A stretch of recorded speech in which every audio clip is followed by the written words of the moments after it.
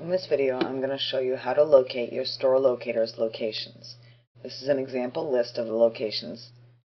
If you were to click on Alabama, the frame to the right will change to show the items listed or the locations listed.